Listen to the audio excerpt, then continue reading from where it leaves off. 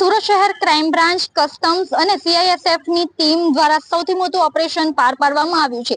Surat airport ખાતેથી 4 કિલોથી વધુ કિલોગ્રામના હાઇડ્રોપ્રોનિક hybrid ગાંજા સાથે એક મુસાફરની ધરપકડ કરવામાં આવી છે. તો આવો જાણીએ આ બાબતે સુરત શહેર પોલીસ કમિશનર શું કહે છે. સુરત શહેર પોલીસ દ્વારા ડ્રગ્સના વિરુદ્ધમાં જો મુહિમ ચલાવવામાં આવી રહી છે અને એને જ ભાગરૂપે છેલ્લા 1.5 માસથી જો ક્રાઇમ બ્રાન્ચના ટીમ એક વર્કઆઉટ કરતી હતી, જેમાં ઇન્ફોર્મેશન હતી કે અમુક જો દેશના સ્મગલરો છે જો અલગ અલગ એરપોર્ટ ઉપર આપણા અન્ય દેશો, ખાસ કરીને ક્યારે દુબઈથી, ક્યારે જો બેંકોકથી, બાંગ્લાદેશથી અલગ અલગ જગ્યાઓ ઉપરથી જો આ લોકો સ્મગલિંગના માધ્યમથી અલગ અલગ એરપોર્ટો ઉપર જો નાર્કોટિક્સના જથ્થા લઈને આવે છે. અને એને જ ધ્યાન રાખીને જો પૂરી ક્રાઇમ બ્રાન્ચની ટીમ ડીસીપી ક્રાઇમ રોજિયાના નેતૃત્વમાં અને ડુમસ પોલીસ એર જો આપણા કસ્ટમ જો એર ઇન્ટેલિજન્સ યુનિટ છે, સીઆઈએસએફ, આ બધાના સંકલનમાં ગઈકાલે એર ઇન્ડિયાની ફ્લાઇટ જો બેંકોકથી આવી સાંજે 7:40 વાગે, એમાં એક વ્યક્તિ જેના નામ છે જાફર ખાન, મોબાઈલવાલા તરીકે નામથી ઓળખાય છે. આ મુંબઈના મુંબ્રાના રહેવાવાળા છે અને આ વ્યક્તિ પાસે જો એના હેન્ડબેગ છે, હેન્ડબેગમાં નાર્કોટિક્સનો જથ્થો છે એવી ઇન્ફોર્મેશન એને મળી હતી. એના આધારે જો ગઈકાલે સમગ્ર જો કમ્બાઇન્ડ ટીમો એના જો એરપોર્ટ ઉપર પકડી અને બેગ ચેક કરતા, તો બેગમાંથી જો એના પાસે 2 બેગો હતી, એક ચેકિંગ બેગેજ હતા, બીજા એના પાસે હેન્ડબેગ હતા, ટ્રોલી બેગમાંથી એક લેડીઝ પર્સ હતા. લેડીઝ પર્સમાં લગભગ 2 પેકેટ હાઇબ્રિડ ગાંજા જેના અમે બોલીએ છીએ અને આ મળા જો, અને સાથોસાથ ત્યાં એક બાળકો માટે જો રમવાના એ રમકડા હોય છે, આ અંદરના એના બોક્સ ખાલી હતા. આ બોક્સમાં બીજા જો પેકેટો મળા, કુલ મળાઈને 8 પેકેટ જેટલા જો આપણા હાઇબ્રિડ ગાંજા, જેના સાયન્ટિફિક નેમ હાઇડ્રોવીટ તરીકે એના ઓળખવામાં આવે છે. આ મળા જેના વેટ કરતા જો કરીબ 4 કિલોગ્રામથી વધુ ના વેટ છે એના, અને ટોટલ અત્યારે જો એની માર્કેટ વેલ્યુ છે જો નાર્કોટિક્સ કંટ્રોલ બ્યુરો તરફ से માને છે એના 35 લાખ રૂપિયા જો પર કેજી છે. તો આ રીતે કહીને 1,41,00,000 રૂપિયાના મુદ્દા માલના ગાંજા જો હાઇબ્રિડ ગાંજા પકડવામાં આવેલા છે. અને આ આરોપી છે જેના ઉંમર 56 વર્ષની ઉંમર છે અને આ એકદમ ફ્રિકવન્ટ જો ફ્લાયર બી છે. 27-28 વખત આ જો અલગ અલગ આમાં દેશોમાં ગયા અને દેશોમાંથી જો આ દર વખતે જાય છે તો ક્યારેક ગોલ્ડના સ્મગલિંગ જેના પૂછપરછમાં અત્યારે નીકળ્યા છે કે ગોલ્ડના સ્મગલિંગ કરે છે, મોબાઈલના સ્મગલિંગ કરે છે, અલગ અલગ જો બહુ મહેંગા જો આપણા જો પ્લેઇંગના જો સાધનો હોય છે એના સ્મગલિંગ કરે છે, નાર્કોટિક્સ સ્મગલિંગ કરે છે.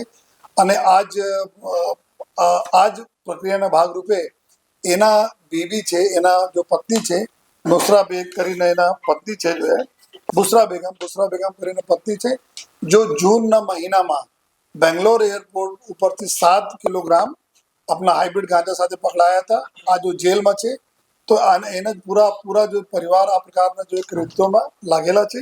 અને અત્યાર સુધી જો એના પાસપોર્ટ અને બીજા જો અમે લોકો વિઝા વગેરેના માહિતી ચેક કરવા જોઈએ તો એમાં છેલ્લા 3 વર્ષ દરમિયાન જો દુબઈ और बांग्लादेश 6 વખત જઈ ચૂક્યા છે જો, અને થાઈલેન્ડ, ઓમાનમાં 2 વખત, સાઉદી અરેબિયા, કંબોડિયા, બહેરીન વગેરે દેશોમાં બી આ એક વખત જઈને આ જ સ્મગલિંગના પ્રક્રિયાઓ હાથ ધરેલી છે.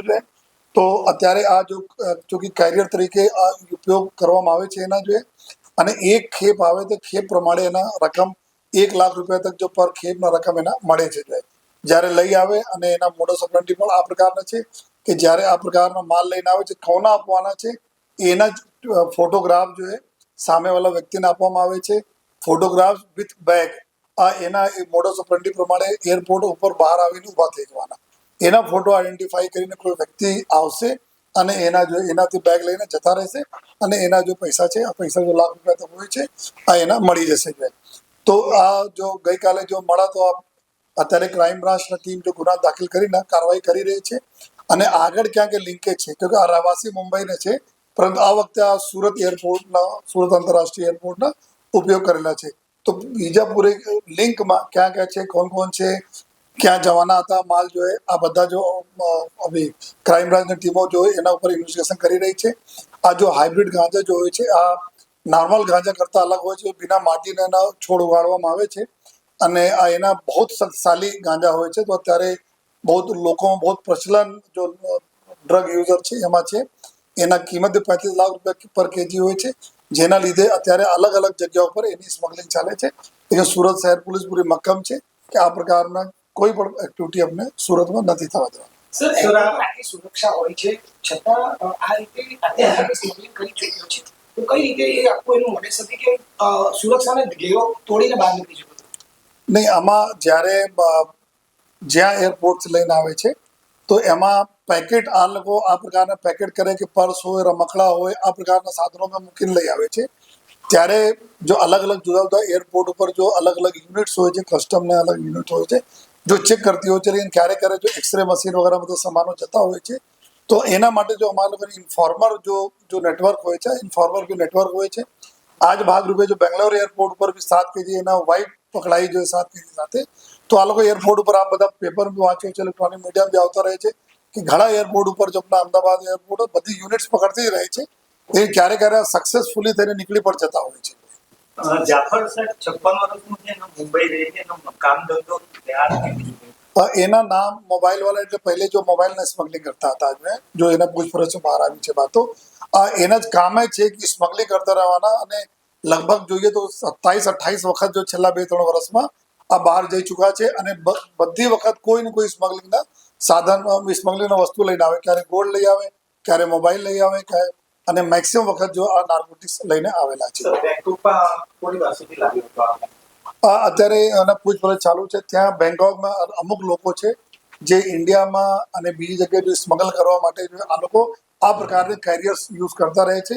જાફર બી આ પૈકી એક કેરિયર તરીકે છે અને એના બી આપણા નામ છે. આગળ ઇન્વેસ્ટિગેશન ચૂંકી ચાલુ છે તો અમે જો બી અલગ એજન્સીસ, કેન્દ્રીય એજન્સીસ હોય છે જેના માધ્યમથી કરી જેના અત્યારે નામ આપણે કહી શકીએ. લેકિન ક્રિમિનલ હિસ્ટ્રી છે અને શું અત્યાર સુધી જે રીતે આ સ્મગલિંગ કરે છે પાસપોર્ટ શા માટે એના વિરુદ્ધમાં ત્યાર સુધી જો અમે લોકોના પૂછપરછ બોમ્બે એના વિરુદ્ધમાં 2 કેસીસ છે જો લેકિન અત્યારે આ કેસ મુંબઈ પોલીસ સાથે કરીએ છીએ. ગઈકાલે રાતથી બધા ચાલે છે. એના મુંબઈમાં ટ્રોમ્બેમાં એક ગુના મારામારી ગ્રીવિયસ 326 આઈપીસીના દાખલ થયા છે. અને બીજા એના ઉપર જો ચોરીના જો એમઆઈડીસી પોલીસ સ્ટેશન છે મુંબઈમાં, તો મુંબઈમાં 2 ગુના છે. લેકિન અત્યારે બીજા ગુના માટે બી અત્યારે તપાસ કરી 2 ગુનાના આરોપી છે આજે. અને આ બંને થોડા જૂના ગુનાઓ છે.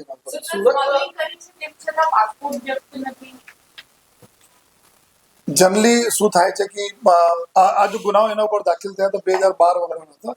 તો આમાં થાય શું છે ક્યારેક ક્યારેક એના પરમિશન પણ મળી જતા હોય છે. અત્યારે જો ઘણા બધા ફ્લેક્સિબિલિટીના નિયમોના લીધે કે કોઈ પણ ગુના બી હોય તેના જો મંજૂરી લઈને જો 1 વર્ષ 6 મહિના આ પ્રકારના પાસપોર્ટના મદદ મળતા રહે છે.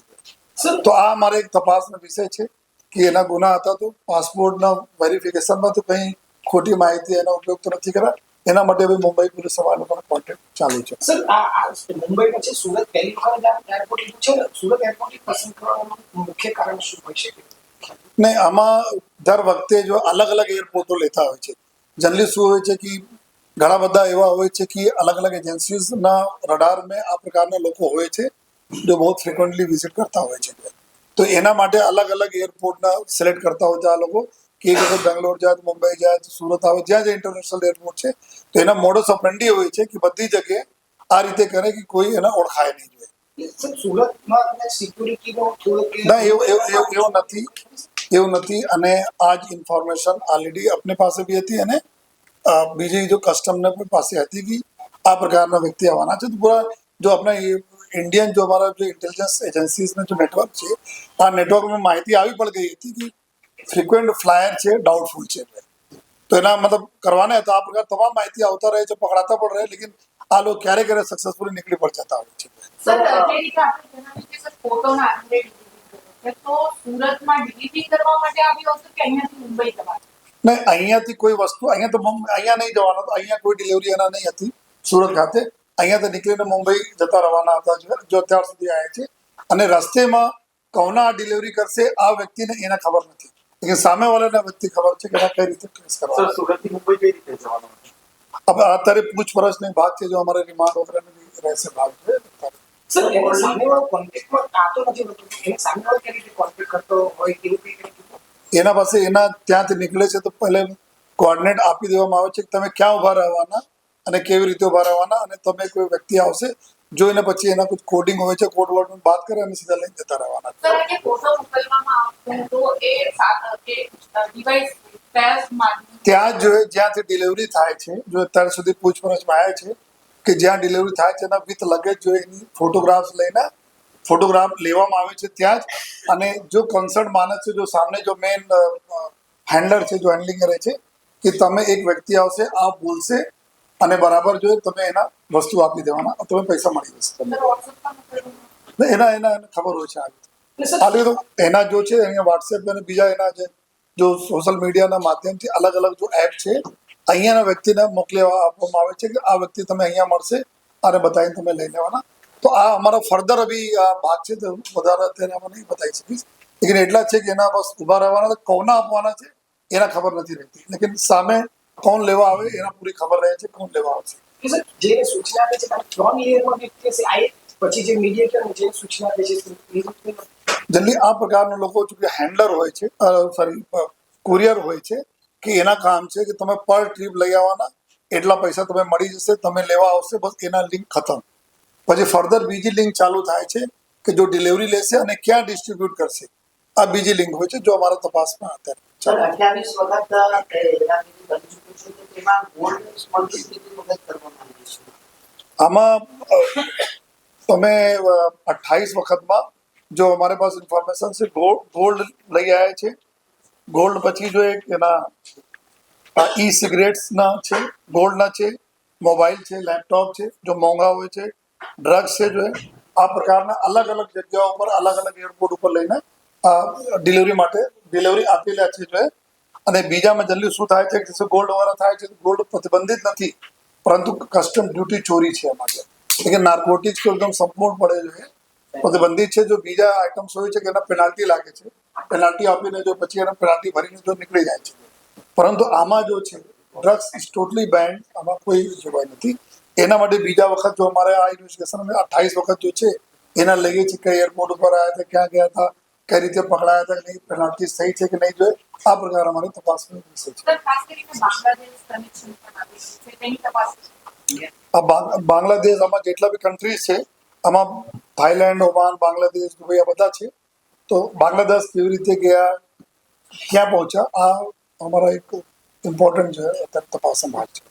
જી, જે પ્રકારે સુરત શહેર પોલીસ કમિશનર શ્રીએ જે માહિતી આપેલી છે, આ મુસાફર જે સુરત એરપોર્ટ ખાતેથી આવીને મુંબઈ તરફ જવાનો હતો, તેના માલ સામાનમાંથી 1,40,00,000 થી વધુનો ગાંજાનો જથ્થો મળી આવ્યો છે. તો આ જે આરોપી જે છે એનું નામ 56 વર્ષીય જે ઝફર ખાન મોબાઈલ વાલા તરીકે તેની ઓળખ થઈ છે, તે મુંબઈના મુંબાનો રહેવાસી છે. તો આ જે આરોપી છે તેની પત્ની પણ અગાઉ જે છે તે જે ગાંજા સાથે ઝડપાઈ ચૂકી છે અને હાલ તે જેલમાં છે. તો આ આરોપી જે છે તે અવારનવાર 28 જેટલા દેશોમાં જઈ આવેલો છે અને ત્યાંથી જે અલગ અલગ દેશોની જે મોંઘીદાટ વસ્તુઓ છે જે છે તે ગાંજો છે, મોબાઈલ છે, લેપટોપ છે, તેમજ ઈ સિગારેટ જેવી અલગ અલગ વસ્તુઓનું સ્મગલિંગ કરે છે. અને આ આરોપી જે અલગ અલગ દેશોમાં જઈને આ પ્રકારની વસ્તુઓનું સ્મગલિંગ કરતો હોવાનું પણ સામે આવ્યું છે. તો આ આરોપી જે અલગ અલગ જે વસ્તુઓનું સ્મગલિંગ કરે છે તે દિશામાં હજી તેનો પાસપોર્ટ હાલ સુધી કેમ જપ્ત કરવામાં નથી આવ્યો તે દિશામાં પોલીસ તપાસ કરી રહી છે. તો આરોપી